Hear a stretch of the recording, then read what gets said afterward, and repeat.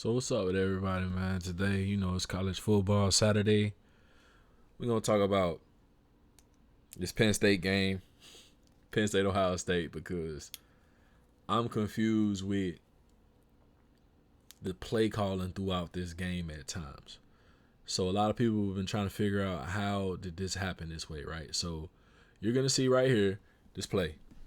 So they're gonna run this play. Later on in the game, they're going to get a lot of yards off of it to put themselves in the goal line, right? So that's Tyler Warren. I got two different qualities of film. I apologize for it. I had to get all the plays, and I couldn't find this play on the other one. So that's Tyler Warren, the tight end everybody's talking about. Basically just going to run a freeze draw and going to go, we know he's not throwing the ball right here. And that's Drew Allard, a quarterback, right? So this guy's going to wrap around. He got a lead blocker here as well. And let's see if they get busy. See what they do. So they get upfield. Boom. Okay. Get some positive yards off of it. All right, we see what they do. Short yardage. They're going to run inside. Common theme, right? So let me find the next play. Because if you don't know, you set up plays, right, during the game. You always setting up plays because you always want to make something look like something else so that you possibly can create a mismatch somewhere. So this is an offensive tackle or guard, but this is an O-lineman. You see the 49ers run this a lot with Trent Williams. And he kind of looked like Trent Williams on film too. But ain't number 71. You're going to run the jet motion. He's going to kick out the first that shows here. I get him coming with momentum on a full sprint versus a corner. He's going to win. Versus a linebacker, he should win as well, right? Should win both of those battles. Gets out here on the motion. Right here.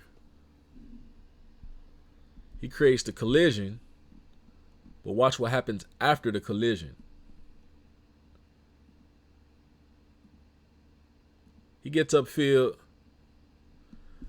To seal that guy. But you gotta finish your lunch, man. If he takes him out to play, maybe has a cutback here, maybe.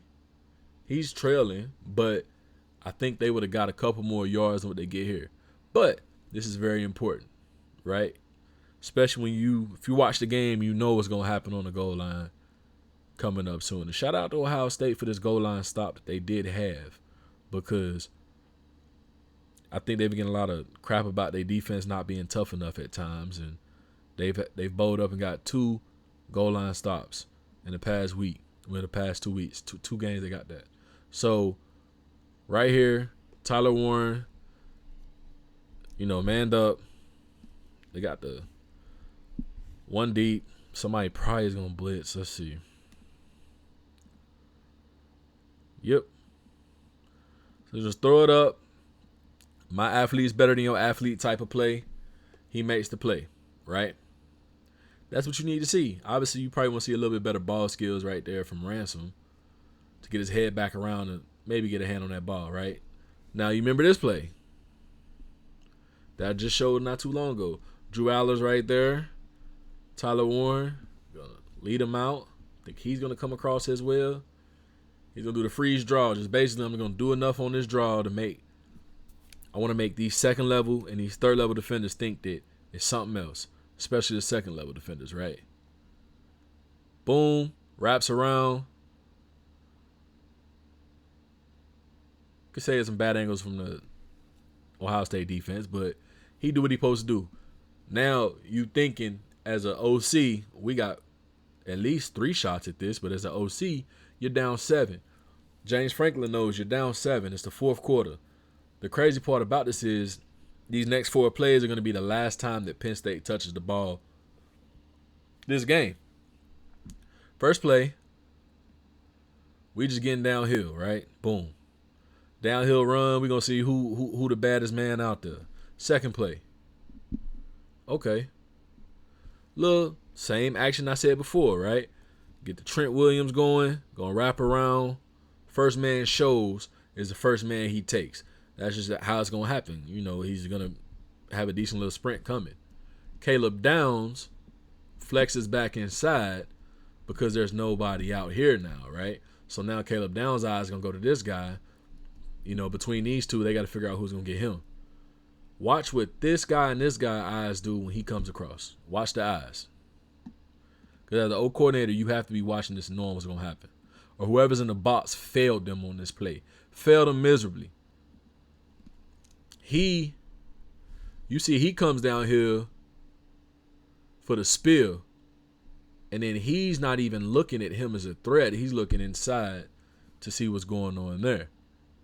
If anybody's going to, come out of there, maybe get some of the, get to the party like everybody else. Once again, they run the jet motion with the wraparound block. Watch their eyes. Downs goes back in. Only credible threat with the passes right there unless the back flares out. And between these two, they'll take those two, or maybe that guy will get involved a little bit too. No one ever accounts for 71 to do anything except, I was going to say to go out in the pass pattern, but nobody's ever accounted for 71 to do anything else except block. Right? So you're going to watch their eyes. Play gets kind of blown up here too. Yeah, play gets blown up. Look like the guard got blown up. Let's see that one more time right quick. The interior line got blown up right there. Wrapped around. Number 8, Ransom, watch. He doesn't even check for the guy. He not even looking for 71. Until right there. 71 on him. And he stepped back. It's 4th down, bro. Now, what do they do again, right? They run this jet motion. They're going to run jet motion. At this point, they don't even honor the jet motion. They want to see what this guy's doing out the backfield. These two guys want to watch him. I'm pretty sure they're going to go probably FIFO or banjo this, which basically, first in, first out type of thing, or whoever crosses who face. But he looks like he's going to go man here, and then he's going to go man there. And then Downs and this guy are going to have this. If the back goes out, one of them are going to come off of the tight end, and they're going to do that, right? No one ever accounts for this guy. All those plays nobody ever did. They don't even care about him, and that's exactly what happened, right? So Aller's throwing the ball, manned up, no back, so the linebacker blitzed. And now we got the robber here. So the robber is just literally watching his eyes. And it's goal line. So it's short confinement. It's nothing that you really can do in this situation except try to get the ball to one of them, or you going to have to run it. He tries to throw it in the double coverage. The robber's looking, so now it turns into triple coverage. Criminal. How you get down here in the goal line and you don't take any type of chance at anything. It's 4-down territory, right? As a head coach, it's 4-down territory because you need to score. A field goal puts you down 4. You give them the ball back, and you will hope that you can hold them, or you will hope for a field goal to be down 7. Once again, you've lost the last 8 to this team. You at home, this is the year, supposedly. Everybody's saying this the year. If Penn State can pull it off, it'll be this year. And you just go downhill 4 straight times. You go downhill 3 straight times when everybody and their mama knew on this play right here, everybody in the stadium knew it was a pass. You already see they ready for the pass. They not even playing. They ready. They sitting back watching at this point. And they hired this OC who's supposed to be this guy that put the points up. And I believe Penn State is the first team this year that's had a top 5 ranking, or that is in the top 5, that failed to score an offensive touchdown in a game. Now, shout out to Ohio State. Don't get me wrong. Pro edge rusher, pro safety, pro linebacker. No, wait, this guy. That's the pro linebacker. Well, both of them probably go pro linebacker. They got a good corner over there, too. I think that's number 1. So they got a lot of good pieces, and the interior of that D-line is pretty good, too. But You couldn't punch it in. You couldn't get in his end zone. And you never gave this guy who got you down there off of this drive, you never even gave him an opportunity. Never gave him any sort of an opportunity to even get in the end zone as well. If I'm not mistaken, they even changed backs.